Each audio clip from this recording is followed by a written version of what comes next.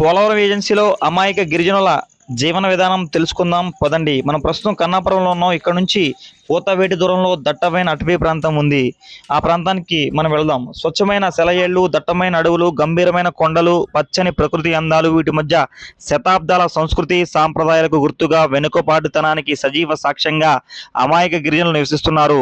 అడవి తల్లి బిడ్డలుగా, ప్రకృతి ఒడే ఆవాసంగా దశాబ్దాలుగా పోడు వ్యవసాయం చేసుకుని ప్రకృతి ప్రసాదిత ఫలాలతో సావాసం చేస్తున్నారు. కొండ కోణల్లో జీవనం, నిండైన అమాయకత్వం, రాజకీయాలు తెలియని మనస్తత్వం. ప్రతి నెల పండుగలకు అనుగుణంగా ప్రత్యేక పూజలు, అందుకు తగ్గట్టుగా వీరి వేషధారణ ఉంటుంది. ఎక్కువ మంది అటవీ ఉత్పత్తులపైన ఆధారపడి జీవనం సాగిస్తున్నారు. గిరిజన జీవనం విభిన్నంగా ఉంటుంది. సంబరాలు, వివాహ వేడుకలు, ఆరాధన ఆచారాలు ఇవన్నీ కూడా మనిషి మూలాలను గుర్తు చేస్తుంటాయి.